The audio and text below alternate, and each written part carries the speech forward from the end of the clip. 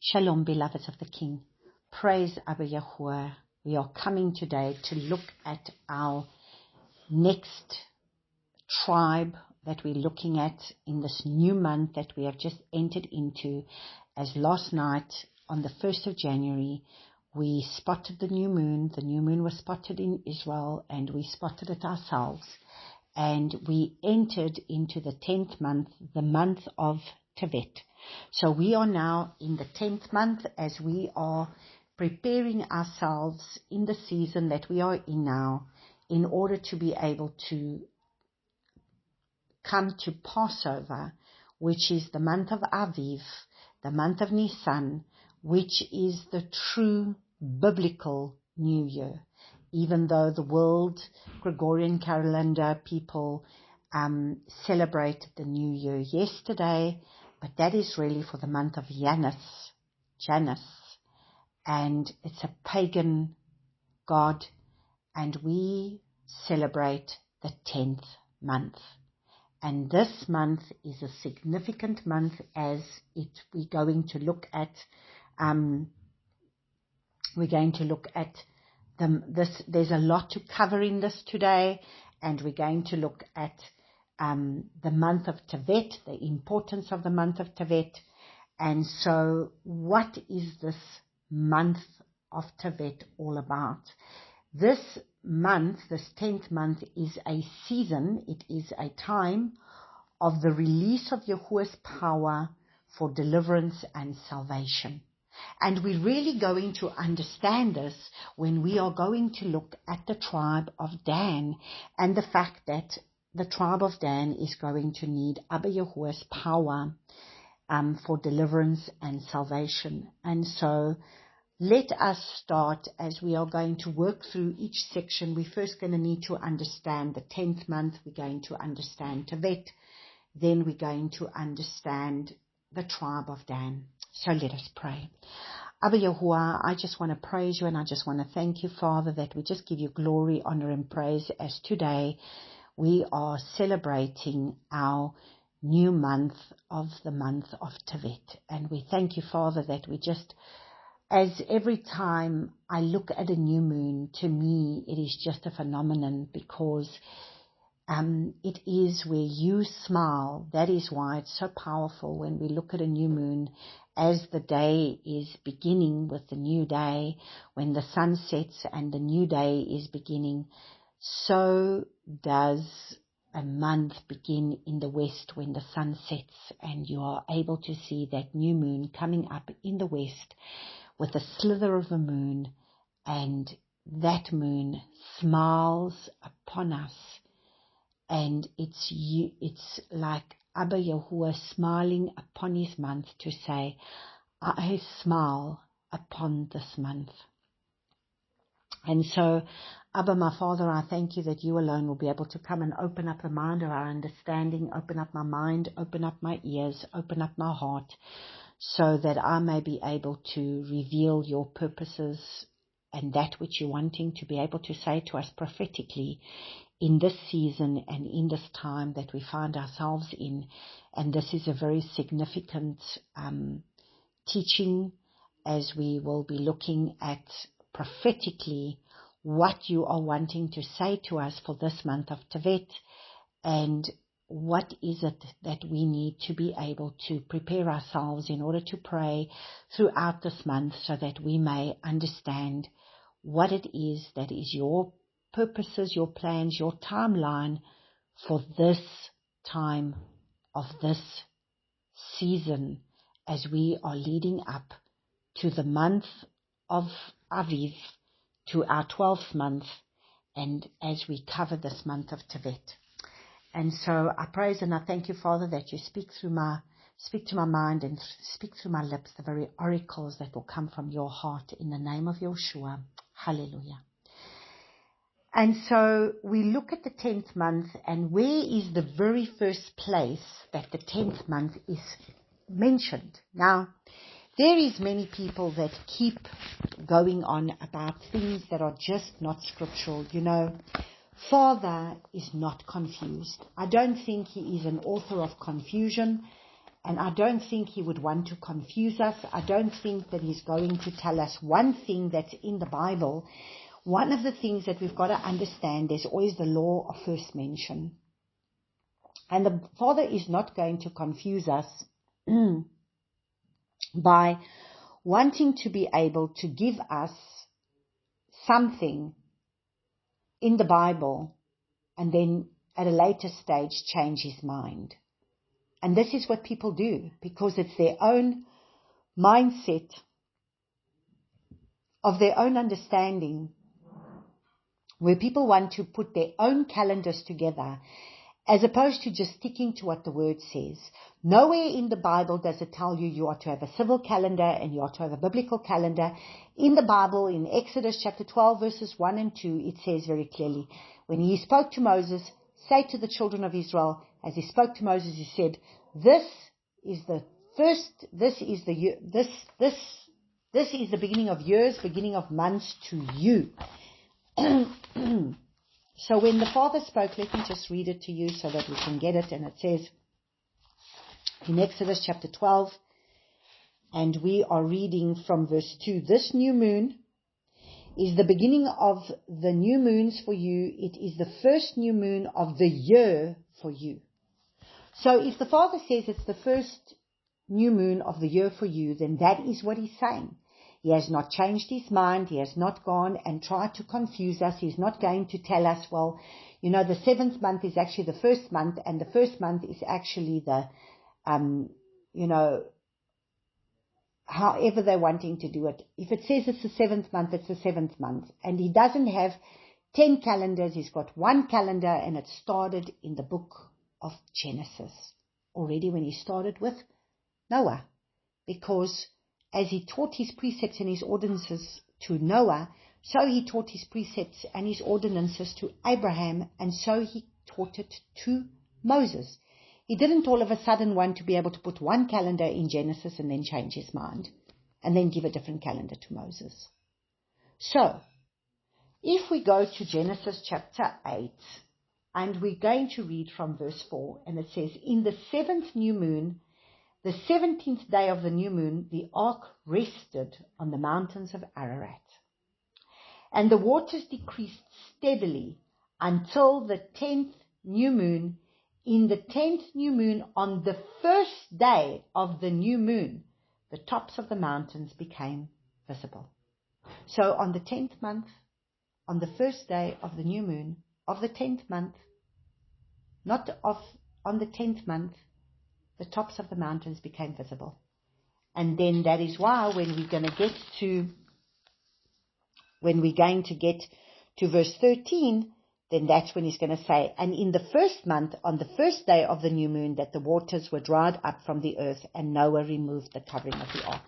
So I don't know why people will go that the rabbis say that creation started on the 1st of Tishri in September, when it is very clear that the first of the 10th month is now.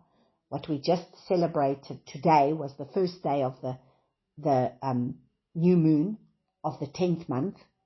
And then by the time we get to the 12th month, which will be the month of Nisan, the waters were receded from the earth. And that's interesting because that's exactly at the time of springtime. And it was at the time of springtime that he brought the children of Israel out of Egypt. At the time of the springtime, he brought them into the promised land at the time of springtime when they would be celebrating Passover. So now why would he all of a sudden want to do it at the time of Tishri, at the time of the Feast of Trumpets, or the time of the Feast of Tabernacles?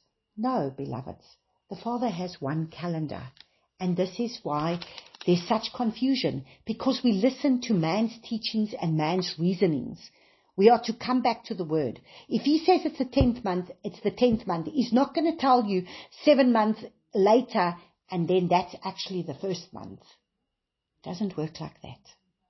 So, we then have a look at Esther.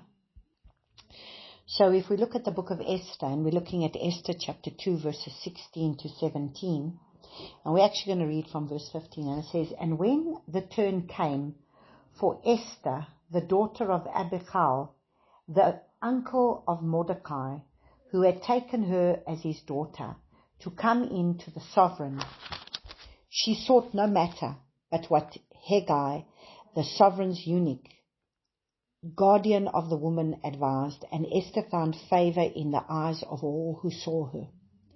And Esther was taken to the sovereign Ahasuerus into his royal palace in the 10th new moon, which is in the new moon of Tevet." There it tells you Tevet. "In the 17th year of his reign. And the sovereign loved Esther more than all the women, and she found favor and loving commitment in his eyes more than all the maidens. And he set the royal crown upon her head and made her sovereigness instead of Vashti. And the sovereign made a great feast, the feast of Esther, for all his officials and servants, and he proclaimed a release in the provinces and gave gifts according to the means of a sovereign." So, there's a release that needs to come. There is a time of the blessing. So the 10th month is also a month of where you will see results. You will celebrate your victory. And there will be a release. So it is the season of the release. It's the release of Yahuwah's power for miracles, for deliverance, for salvation. So, like Esther that entered into the palace, so this is a time of where we, as she found favor in the king's eyes. So in this 10th month, we draw close to our Father, because generally we are still now, because of the fact that Hanukkah is still on our calendar. Hanukkah is still in this time of the month of Tevet. We are still busy finishing off our feast of Hanukkah that will actually end on Shabbat, because of the fact that the 25th of Kislev was on Shabbat, was on Saturday, this last Saturday. And so the 8-day feast actually ends on Shabbat. And this is still a time, as we enter into this month, that we call out to the Father for favor, and that he would shine his face upon us and give us his unmerited favor. Then we are going to look at some of the scriptures that is spoken of in the Word in terms of the month of the 10th month.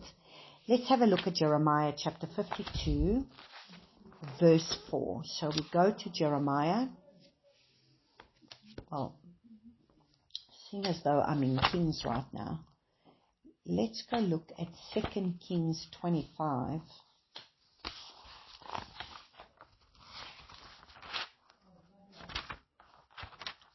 Second Kings 25, verses 1 to 4.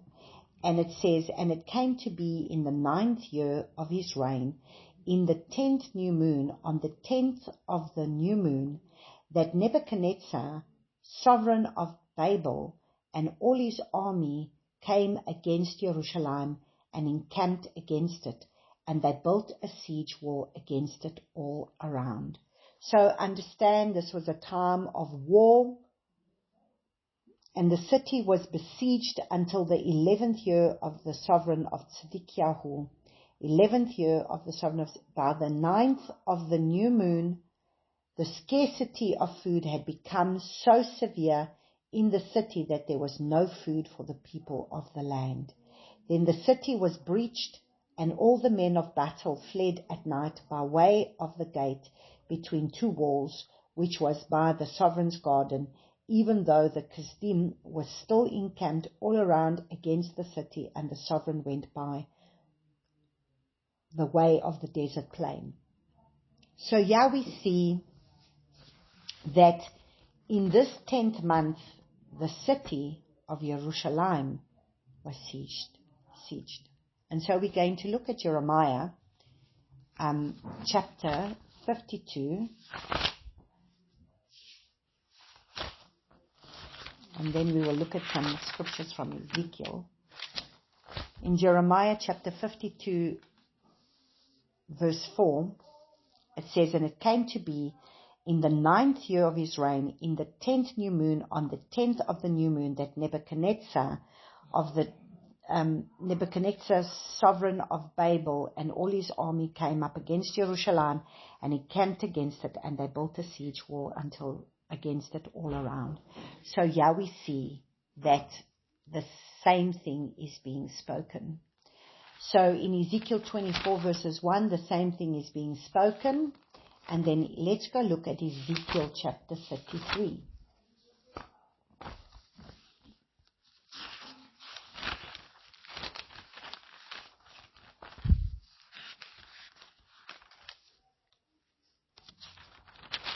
Ezekiel chapter 24.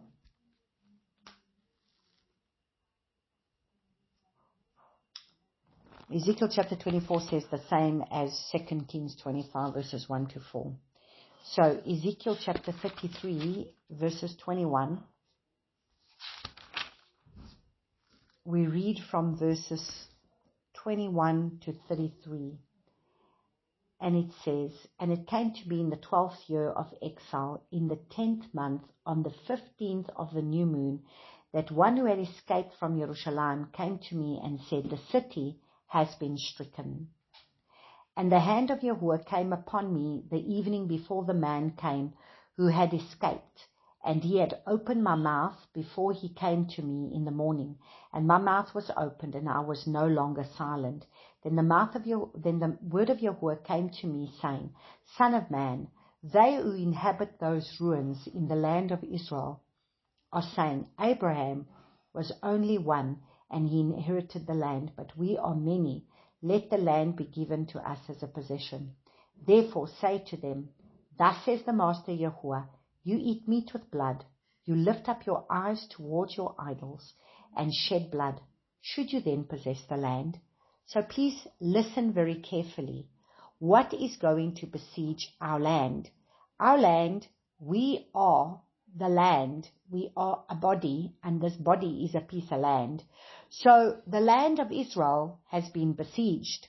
We will be besieged as our land if we are not going to be obedient to the Father's ways and the Father's laws and the Father's instructions. Because he says, you eat meat with blood. You lift up your eyes to idols. You shed blood. Then he says, should you, possess the land? So, if we have a look now at verse 25, "Therefore say to them, Thus says the Master Yahuwah, you eat the meat with the blood and lift up your eyes towards the idols." Okay, we've done it. "You depend on your sword and you commit abominations, and each of you defiles his neighbor's wife. Should you possess the land?" So the Father is making very clear, what does it mean to possess the land? For us to be able to be those that are going to enter into the promised land, we need to make sure that we keep his ways.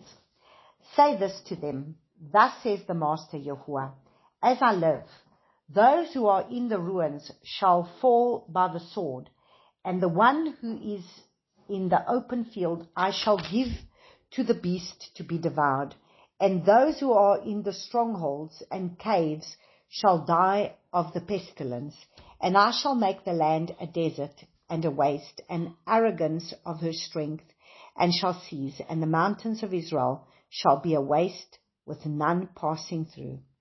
And they shall know that I am Yahuwah when I have made the land a desert and a waste because of all the abominations which they have made." So we're really going to understand that in this 10th month, Dan is a month, it's the tribe of judgment, and we are going to understand the 10 commandments and the 10 plagues. This is a month of judgment, and we will be judged if we are not going to be able to come back to the Father's ways. There are many people that seem to think that they are the bride just because they follow the leading of the Holy Spirit and they have a relationship with Yahuwah, but they are absolutely lawless, and they do not keep the Father's rules and the Father's ways. Now, you have to have both pillars. You have to have both pillars of your foundations for you to have two legs that are securely grounded on the ground, to have no pain in your back, and that means you have to have spirit and truth, and you need to have law and grace working together side by side, because I love Him, I obey His commandments. How do you know that you love me? When you are obedient to my commandments. But now, if we want to turn around and say that we are His bride and we are the remnant, but we are not returning back to His ways and to His laws and to His ordinances in His word, we are fooling ourselves. He says, and as for you, Son of man, the children of your people are talking about you besides the walls and in the doors of the houses, and they speak to one another, each saying to his brother, please come and hear what the word is that comes from Yahuwah. And they come to you as people do, and they sit before you as my people, and they hear your words, but they do not do them. For with their mouth they show much love, their hearts pursue their greedy gain. Now, unfortunately, this is exactly how I feel a lot of the times. People come and they listen to the word of Yahuwah, and they are listening to the word, but they are not willing to put it into practice.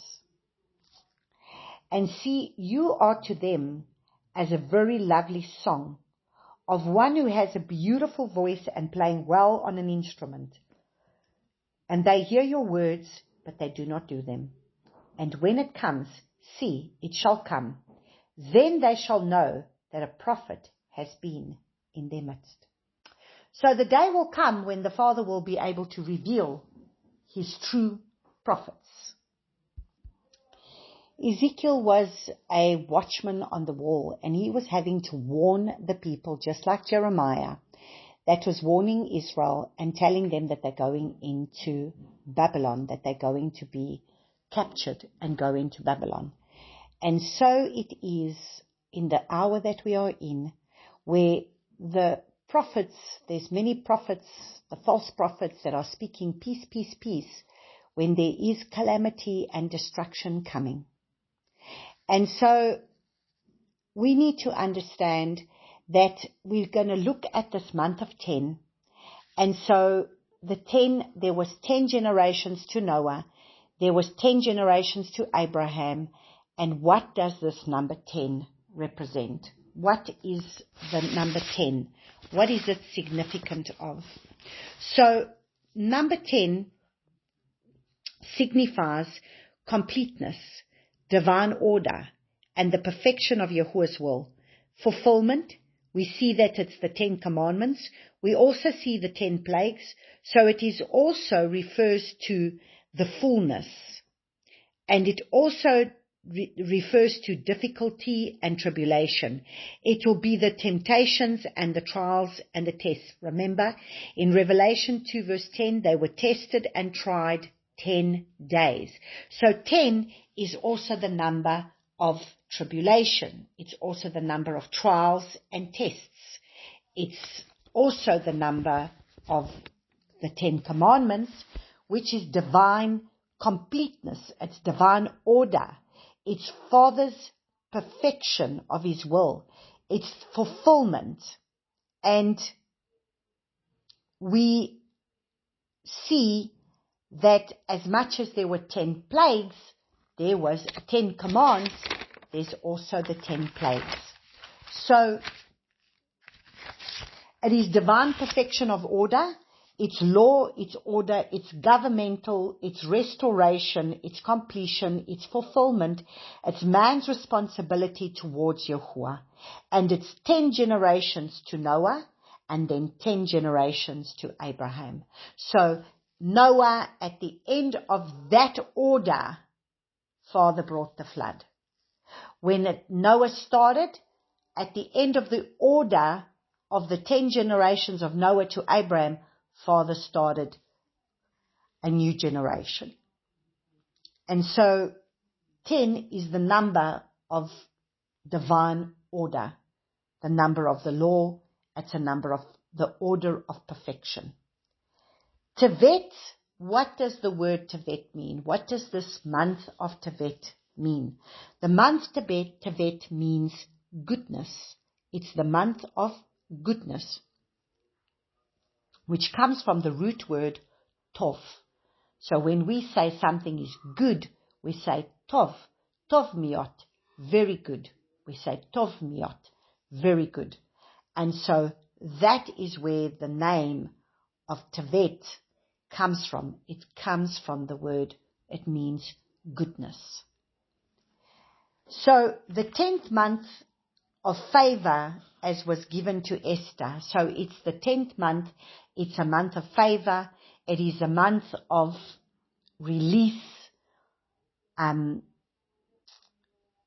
for us to be able to see his miracles, his deliverance, and his salvation.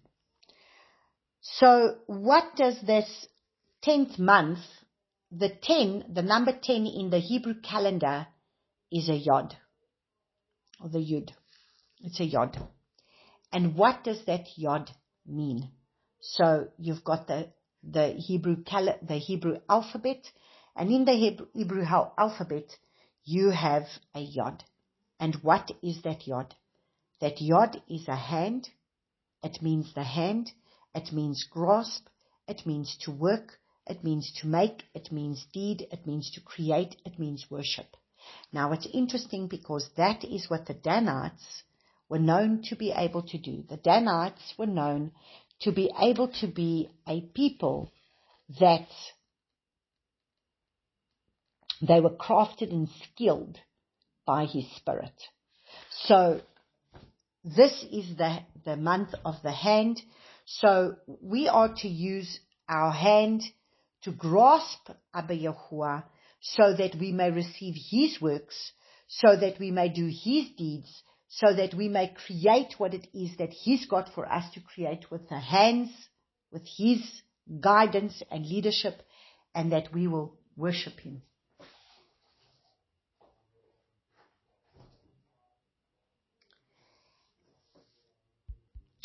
So that is the meaning of a yud. Then what does Dan mean? So the tribe for the month of the 10th month is the tribe of Dan, and that is what we're now going to spend some time looking at, is at the tribe of Dan. Now Dan means judge. It comes from the root word dun, which means to rule, to judge, to strive as law, contend, execute judgment, judge minister, judgment, to plead, to strive, to discern.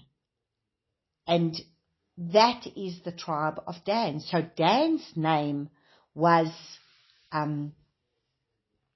Dan's name means judge. That's what Dan's name means.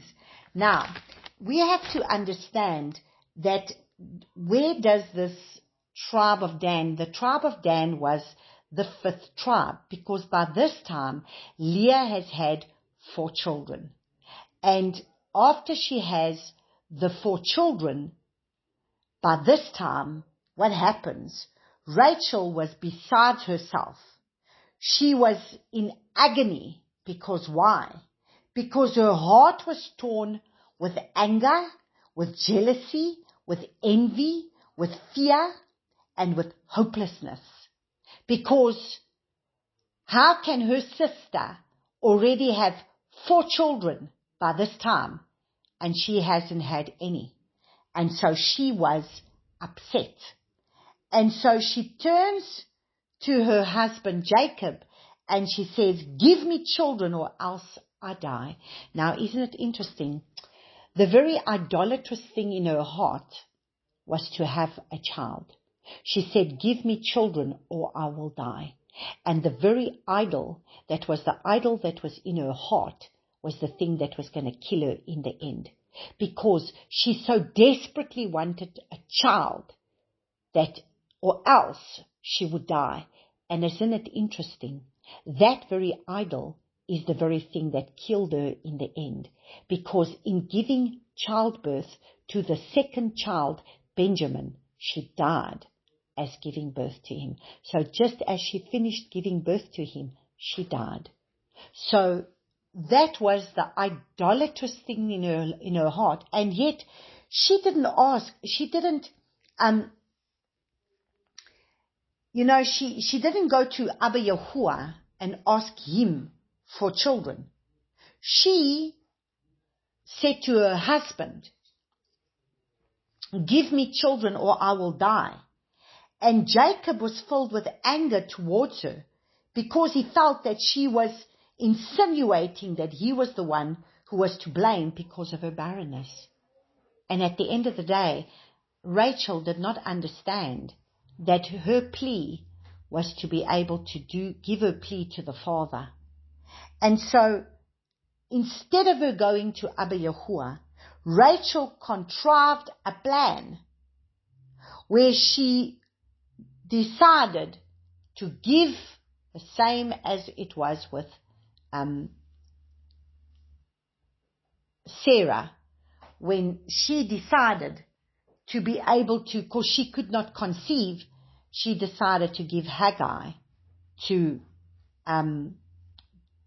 Abraham so that he could sleep with Hagar. And so now you got the problem of where all of a sudden, so she then comes up with a plan and decides to be able to get Jacob to sleep with her maid, her concubine, which was Bilhah. And this is when Jacob then goes and sleeps with Bilhah and goes and bears a child. But understand, this child is already born with a plan that has been conjured up, because the real mother that was wanting the baby, the one that wanted the baby, had to be able to give it to her maid, her handmaiden, in order to be able to have the child. So understand, in him is already his father is not impressed about the fact that he has to sleep with a concubine. Understand, these children would not have been about if it wasn't for the scheming and the planning of what happened with Rachel. And then after that, Leah goes and does the same thing. And so 4 children come about that comes from the concubines, that is exactly like, but yet they all counted in the tribes of Israel. And Dan has his place, and Dan is part of the house of Israel, and Father includes them all. But yet in them, there's already this, imagine, they are not born of the actual wives of Jacob, but they came from the concubines. So in them, there was already a rejection. So that's what we've got to understand. There would already be an animosity, an anger that had already built up within them that would be there. And so we have a look and we see that the symbol of the tribe of Dan is a serpent wrapped around scales. So when we have a look at the prophetic word for the prophecy that was given by Jacob in Genesis chapter 49 verses 16 to 18, and it says, the serpent comes, Dan shall judge, rightly rule, as one of the tribes of Israel. Dan is a serpent by the way, an adder by the path that bites the horse's heels, so that his rider falls backwards. I have waited for your deliverance, O Yahuwah. And so this is the scripture from Genesis chapter 49, 16 to 18, and we are going to see that this scales and this serpent is going to be able to be the symbol that's going to come for the tribe of Dan, which we are going to see play out. And so the scales, this speaks of the judgment, which is the responsibility of every Danite. Dan is called and ordained to execute righteousness, judgment among Yahuwah's people, because of the gift of discernment which Yahuwah has given to him. So Dan was given a gift of discernment, and that's why you see that they were craftsmen that would know how to be able to build. And in Exodus chapter 31, verses 1 to 11, which I'm not going to read, they were crafted and skilled by his spirit when they were building the tabernacle. The Danites were skilled and they were crafted in being able to do the work for the building of the tabernacle. And so when we have a look at the scales, then we have a look at Moses' prophecy. Moses' prophecy is in Deuteronomy 33 verses 22. And in Deuteronomy 33 verses 22 it says, "And Dan is a lion's cub that leaps from Bashan. Dan was the 5th son, but he was born to Rachel's concubine, Bilhah," to the handmaiden, Bilhah. These are the kind of people that Dan are. The Danites are ambitious, mighty warriors, but in Judges, they were pursuing their own way and got into trouble. We move in faith, not in pride. So they got into trouble because why? They did not execute the Father's way. They did not do what they were supposed to do. They did not move as the Father wanted them to move. They did not do what the Father told them to do. And these are the problems that we see of what happened with Dan, because they were not obedient to Yahuwah to possess their own inheritance which Yahuwah had promised them. They were afraid to fight the giants in their backyard. Instead, they attracted defenseless people who were not in the area that Yahuwah had promised to give them. They were thieves. They stole the image because they stole from Micah. We're going to read about that. And because they became idolatrous, the first in Israel, when they set up and began to worship an idol instead of the true Yahuwah, whose dwelling place was in Shiloh at that time. And so they actually bribed a Levite, a priest, and the Levite, Jonathan, was the son of Gershom. So we're going to read a bit of the story now. Let us go to Judges. So we're going to go to Judges, and we're going to look at a little bit of the book of Judges as we're going to be able to look at this tribe of Dan. So in Judges chapter 1, verses 34, so let's look at Judges chapter 1, verses 34, and it says, "And the Amorites pressed the children of Dan into the mountains, for they would not allow them to come down to the valley." So this is where we see where they did not take the land and they feared the Amorites. And so in Judges chapter 18, verses 30 to 31, so in Judges chapter 18, you actually need to go read the whole story because it's actually a very interesting story where, let's just read from verse 1. "And in those days there was no sovereign in Israel, and in those days the tribe of the Danites was seeking an inheritance for itself to dwell in. For until that day all the inheritance among the tribes of Israel had not fallen to them." So now they are looking for an inheritance. And so there was a man, his name was Micah, and he hired a priest that was a Levite. And he had an idol made of silver. There were pieces of silver that he had, and he made this idol made out of silver. And then he employed this priest, this Levite priest.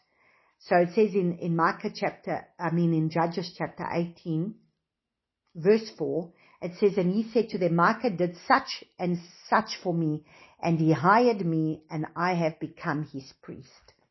So he hires him. In chapter 17, you read the whole story about this.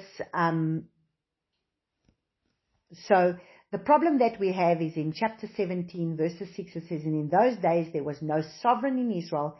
Everyone did what was right in their own eyes. So they were no longer following the Father's laws. They were no longer obviously abiding by the Torah that was given through Joshua.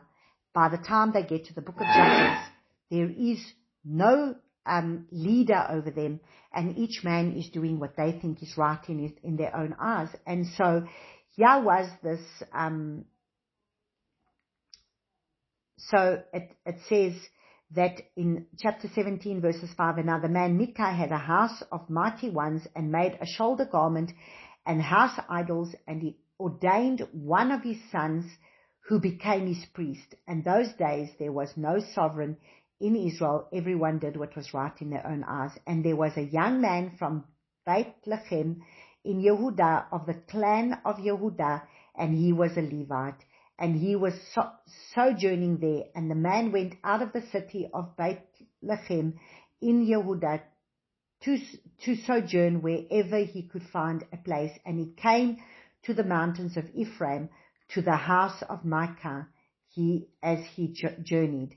And then in verse 10, and Micah said to him, dwell with me, and be a father and a priest to me, and I will give you 10 pieces of silver per year. Again, 10 pieces of silver per year, and a suit of garments, and your food. And the Levite went in. And so by the time you get to chapter 18, what happens is, these Danites go into Micah's house, and they ask the priest, should they go to battle or not? And the priest says, go, you're going to be successful.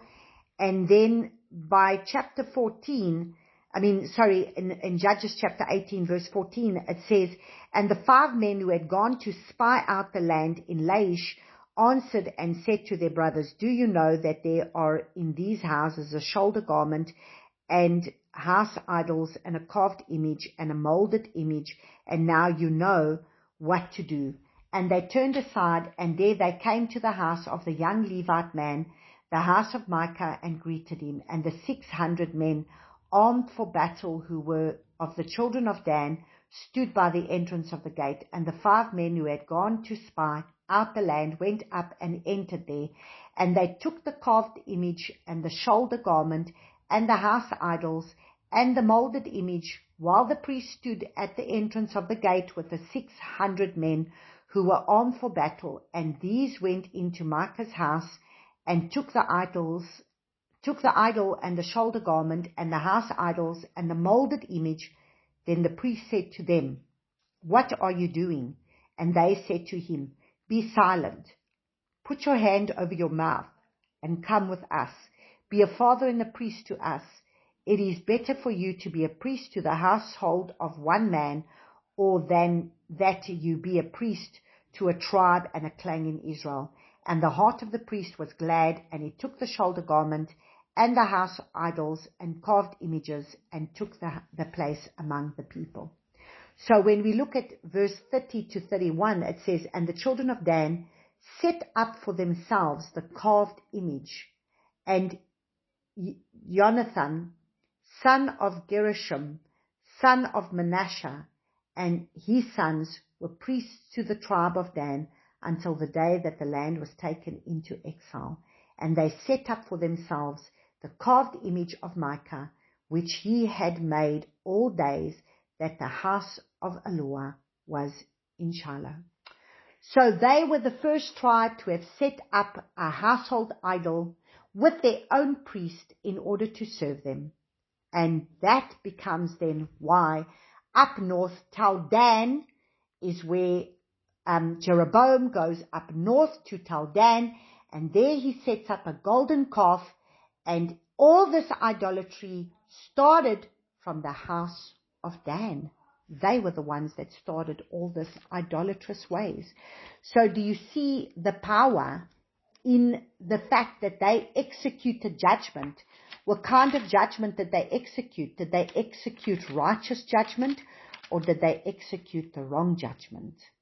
And so because of the house of Dan, because of the fact that there is such a powerful prophetic word over them about the fact that they are supposed to be judges that are supposed to judge the house of Israel, what do? Through their cunningness, through their being crafty like a serpent, they become a serpent amongst their own people. And so then we're going to look at the book of Judges chapter 13, and we're going to look at where the Father raises up a mighty man. And this man was a judge to the house of Israel, and his name is Samson. And Samson, he was called from his mother's womb to be a Nazirite, a judge, to fight against the Philistines. So Samson was raised up, and he was to be able to come and be a deliverer, a judge, and a deliverer for his people. And again, so we're reading from Judges chapter 13 from verse 1. And again the children of Israel did evil in the eyes of Yahuwah, so Yahuwah gave them into the hand of the Philistines for 40 years. And there was a certain man from Zorah, of the clan of the Danites, whose name was Manoah, and his wife was barren and had not borne. And a messenger of Yahuwah appeared to the woman and said to her, See now, you are barren and have not borne, but you shall conceive and you shall bear a son. And now, please God, and do not drink wine or strong drink, and do not eat any unclean food. So interesting. For her to be set apart unto the Father, what did she have to do? She had to drink no wine or strong drink. She had to drink, and she had to eat nothing unclean. For look, you are conceiving and bearing a son, and let no razor come upon his head. For the youth is a Nazirite to Yahuwah from the womb on, and he shall begin to save Israel out of the hand of the Philistines. So he gets raised up as a judge that is going to be a deliverer for his people. And verse 7 said, And he said to me, See, you are conceiving and bearing a son, and now drink no wine or strong drink, nor eat any unclean food, for the youth is a Nazirite to Yahuwah from the womb to the day of his death. And Manoah prayed to Yahuwah and said, O Yahuwah, please let the man of Yahuwah whom you sent come to us again and teach us what to do for the youth who is to be born. And so Samson was set apart unto the Father, also like a Samuel, where Samuel was also a judge, set apart by his mother who was barren, and then dedicated to the temple, where she brought him as a little boy into the temple to be brought up by Eli. And now this is Samson, and he is being raised up to be a judge on behalf of the children of Israel. And Shimshon, Samson, went down to Timnah and saw a woman in Timnah, and of the daughters of the Philistines. And he went up and informed his father and mother, saying, I have seen a woman in Timnah of the daughters of the Philistines, and now take her for me for a wife. And his father and his mother said to him, Is there no woman among the daughters of your brothers, or among all my people, that you should take a wife from the uncircumcised Philistines? And Shimshon said to his father, Take her for me, for she is pleasing in my eyes. Now, that is a very important statement, because we need to understand that this is going to be the great fall of this mighty man Samson, whom the father used very mightily, but there was a lot of wickedness within him. And the Spirit of Yahuwah, verse 6, and the Spirit of Yahuwah came mightily upon him, and he tore it apart. So there was a lion, and then the Spirit, so let's just read from verse 5. And Shimshon went down to Timnah with his father and mother, and came to the vineyards of Timnah, and saw a young lion roaring, and it met him. So remember, he's being compared to a lion, and he's physically taking on that lion. So if we read, what does it say, the prophecy of Moses? And Dan is a lion's cub that leaps from Bashan. So he will have the strength like a lion. I mean, this man takes on a lion already here, because the nature is going to be the nature of a lion. And so, but he didn't make known to his father. So he says, and he saw a young lion roaring as it met him. And the Spirit of Yahuwah came mightily upon him, and he tore it apart as the tearing apart of a young goat, with naught in his hand. But he did not make known to his father or his mother what he had done. And he went down and spoke to the woman, and she pleased Shimshon well. And when he returned later to take her, he turned aside to look at the carcass of the lion, and saw a swarm of bees and honey in the carcass of the lion. And he took some of it in his hand, and went along eating. And he came to his father and his mother, and gave them, and they ate. But he did not make known to them that he took the honey out of the carcass of the lion.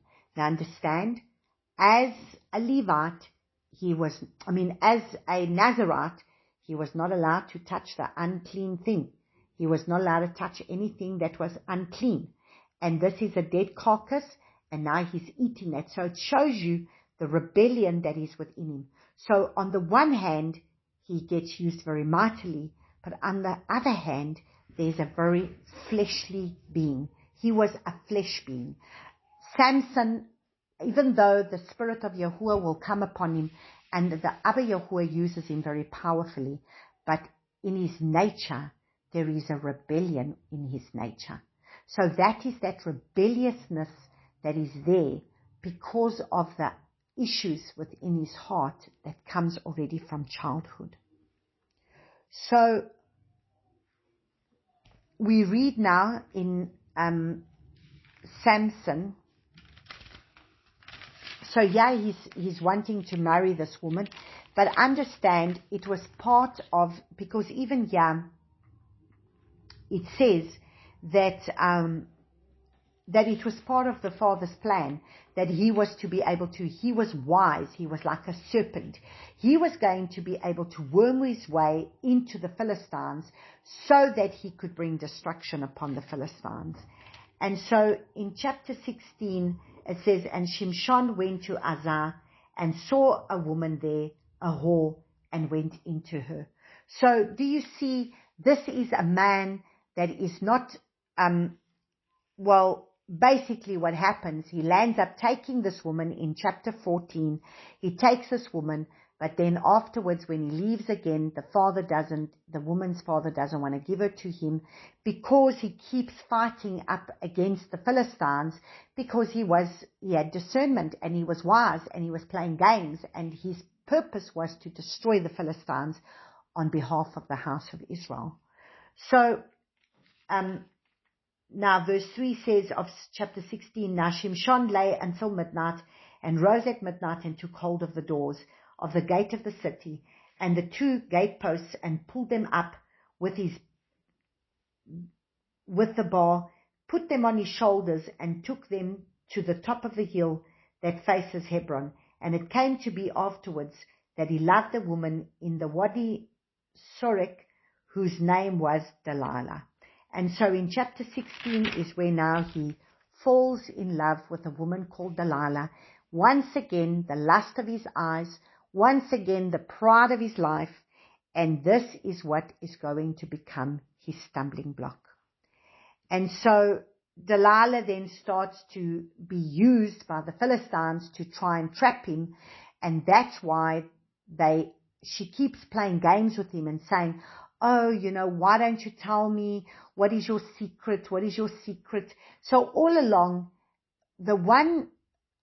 when Dan uses his discernment by being still, by being quiet, in that which the Father was using him to do, he was being used mightily. But when Dan opens up his mouth and becomes loose and starts to speak the things because of the lust of his flesh, that will make him be destroyed. So in Judges chapter 16 verse 21, so the Philistines took him and put out his eyes and brought him down to Uzzah and bound him with bronze shackles, and he became a grinder in the prison. So eventually he tells Delilah his secret is the locks of his hair. She cut his hair, and all of a sudden he doesn't have his strength. The Father departs from him. He doesn't have his strength, and now he's being captured. So when we have a look at verse 26, and Shimshon said to the young man who was holding his hand, let me alone and let me feel the columns which support the house so that I can lean on them. And the house was filled with men and women, and all the princes of the Philistines were there. And about 3,000 men and women were on the roof, who watched Shimshon entertaining. And Shimshon called to Yahuwah, saying, O Master Yahuwah, remember me, I pray, strengthen me. I pray only this time, O Eluah, let me avenge myself on the Philistines with vengeance for my 2 eyes. So when the eyes have been gouged out, finally he cannot see with the lust of his flesh, with the lust of the eye. That was what was leading him astray. And when the Father finally removes his physical sight, now he has the sight of the strength that he's had, which was the discernment, to be able to discern what it was that the Father wanted him to do. And Shimshon took hold of the 2 middle columns which supported the house, and he braced himself against them, once on his right and the other on his left. And Shimshon said, let me die with the Philistines. And he bowed himself mightily, and the house fell on the princes and all the people in it, and the dead that he killed at his death were more than he had killed in his life. And his brothers and all the father's household came down and took him and brought him up and buried him between Sor and Eshtaol in the burial site of the father Manoah. And he had ruled Israel 20 years. So there we go. This is Samson, but what was Samson's biggest problem? Samson's life. So we've got to understand that his eyes were removed so that he can no longer lust with his eyes. Samson was out of all the judges in power and strength. He was the most powerful in power and strength of all the judges. Samson's life was the fulfillment of both the prophecies of Jacob and Moses. He was the serpent, he was a serpent in the way of his methods, and a lion in his strength. So in his ways, he was like a serpent. He was as cunning as a serpent. And in his strength, he was like a lion. And that he was as wise as a serpent, and he had the strength of a lion. So when we have a look at Ezekiel chapter 48 verses 32, let's look at Ezekiel.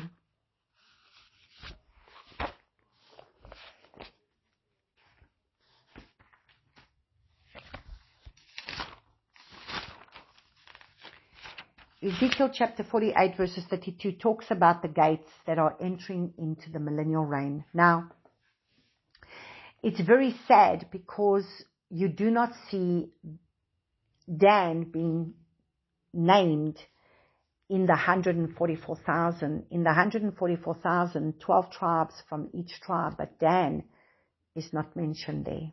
So he's not part of the 144,000.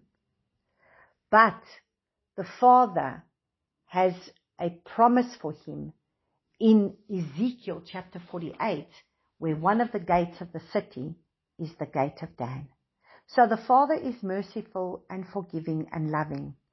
And I believe in this time, and that is why we're going to look at this, for us to be able to understand what is it that the Father wants us to do.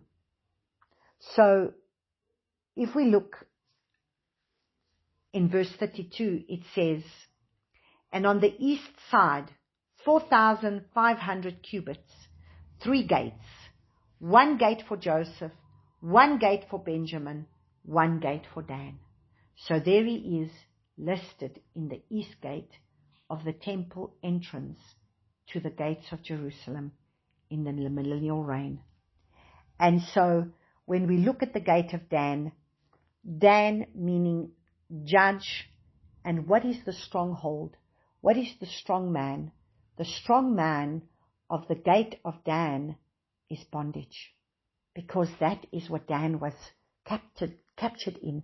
He was captured in the bondage of his flesh man. And the manifestations of that bondage manifest themselves, because bondage is a very broad, it's a broad word. And so this bondage, what does it mean? It's the manifestations. It is abused. So these are the manifestations of the bondage. It's abused. It's broken. It's addictions. It's alcohol. It's anguish. It's bitterness. Cancer. Cigarettes. Compulsive disorder. Drugs. Greed. Lust. Prayerlessness. Satanic activity. Spiritual blindness and unforgiving. That is the bondages that the tribe of Dan, that are supposed to be judges, come under. So do you understand? The enemy will always come to be able to now bring the Danites to come into bondage of the lust of their flesh, because they have this authority and power in them that was supposed to be the power of a lion, because they warlike. They bring the scales, the justice, the order, the law, and they are supposed to judge, and that is why Father eventually fulfilled those 2 prophecies by raising up Samson, that became a judge over the house of Israel, and at the same time he was also had the strength of a lion. And yet you see that this is the bondage, the manifestations of this bondage, that is the abuse, the brokenness, the adulteries, the alcohol, the anguish, the bitterness, the cancer, the cigarettes, compulsiveness, drugs, greed, lust, prayerlessness, satanic activity, spiritual blindness, and unforgiving. And so the redemptive key that we need for the tribe of Dan, that is what must be released upon the earth in this hour, and this is what we're crying out for, because we still have time before we come to Passover, is the Holy Spirit, the Ruach HaKodesh. This is why in this month, that is the significance, because it's the season of the release of Yahuwah's power for deliverance and salvation. And that is why we need the redemptive key of the Holy Spirit. And so if we look at Romans chapter 8, let's go look at Romans chapter 8.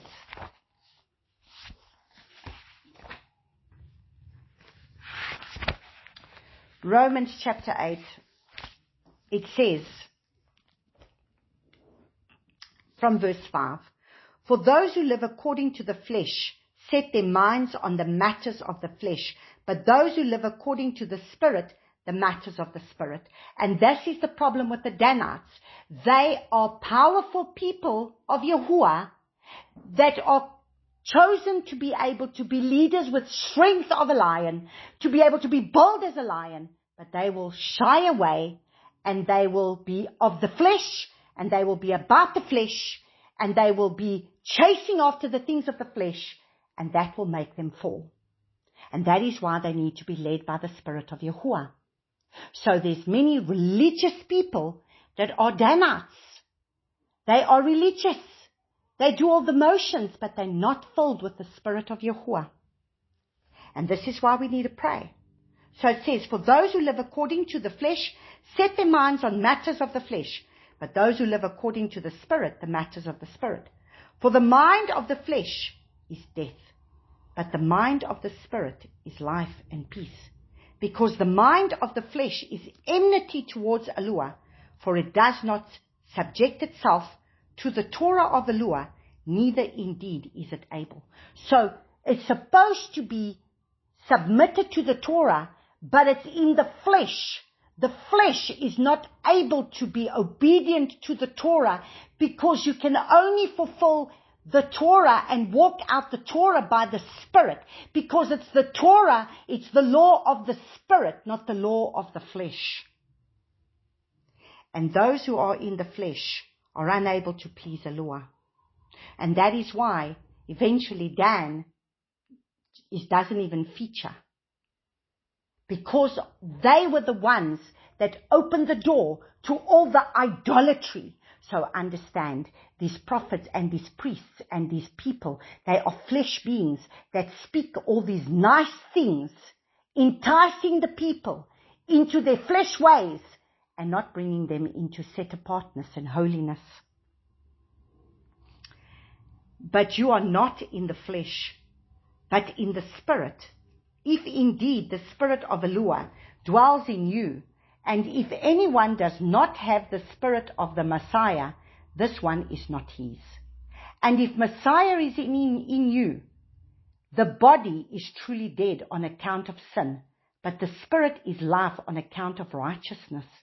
And if the Spirit of him who raised Yeshua from the dead dwells in you, he who raised Messiah from the dead shall also give life to your mortal bodies through his Spirit dwelling in you. So then, brothers, we are not debtors to the flesh, to live according to the flesh.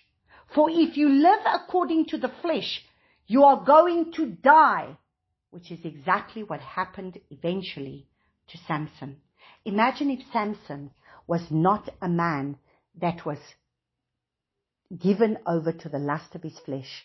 He would have been a great judge, a great leader. He would have righteously judged the people of Israel. He would have destroyed the Philistines. He would have destroyed their enemies, and he would have been a great judge. But he was taken by the lust of the eyes, the pride of life. His eyes, that's why eventually the father had those eyes removed, because what he looked at, he lusted. He lusted with his eyes. He lusted with his flesh. He wanted what he wanted, and he got what he wanted. At what expense? At the expense of having his eyes bulged out of his sockets. And eventually he had to lay down his life to kill the Philistines, to kill all the princes, to kill all of those. He had to lay down his life. So the father heard his prayer and was merciful to him. And so he says, for if you live according to the flesh, you are going to die.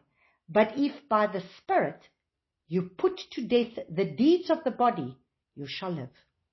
For as many as are led by the Spirit of Yahuwah, these are the sons of Yahuwah. So this is the month where the sons of Yahuwah need to be able to raise up and crucify the flesh man, because Dan did not do that.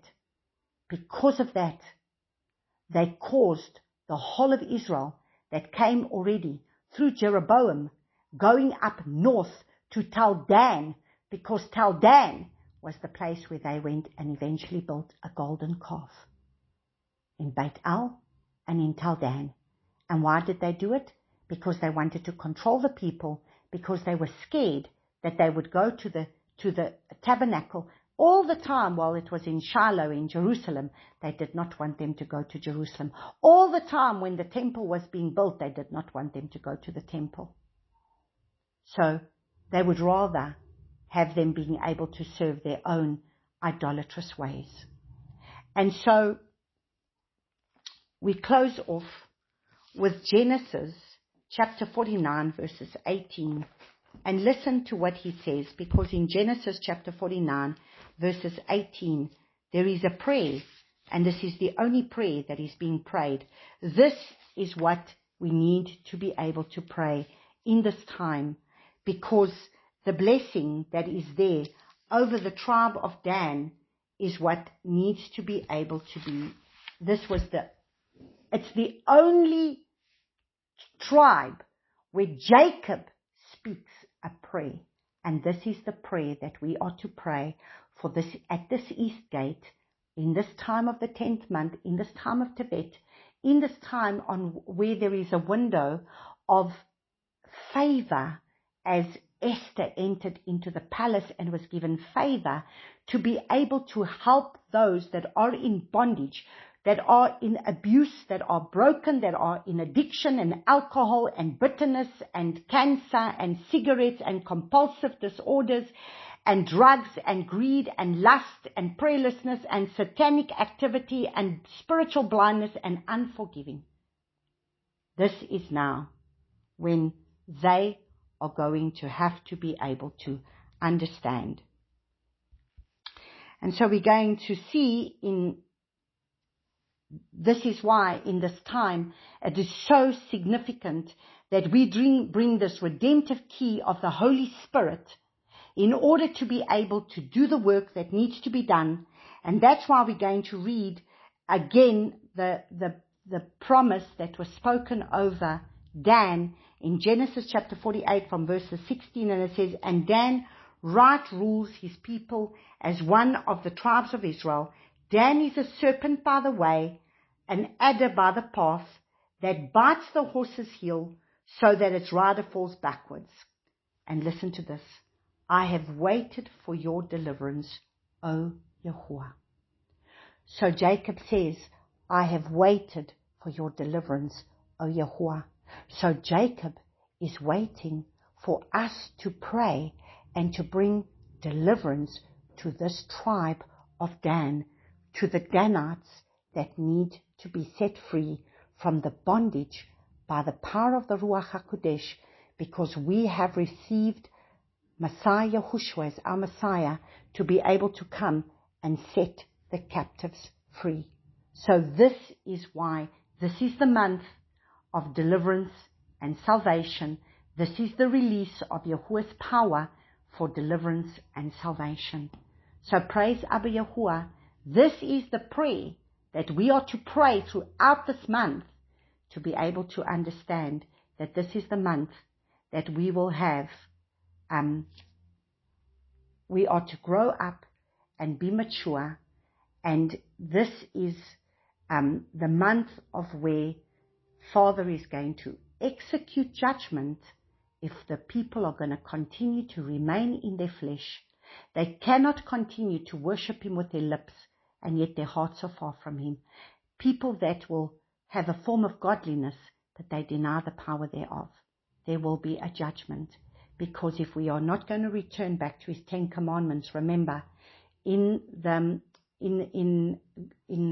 Egypt, when the 10 plagues were taking place, they were protected in Goshen. After the 4th plague, they were protected in Goshen. The plagues no longer touched them. But you have to be in Goshen for you to receive the protection. And that's why then the Father gave them the commands for them to be able to operate. And He says, if you love me, you will obey my commandments. So we praise Abba Yahuwah for His word and for this tribe of Dan that has a promise of a gate in the millennial reign. And that is why we are the watchmen at the gates in order to pray. May Abba Yahuwah bless you all. Shalom, shalom.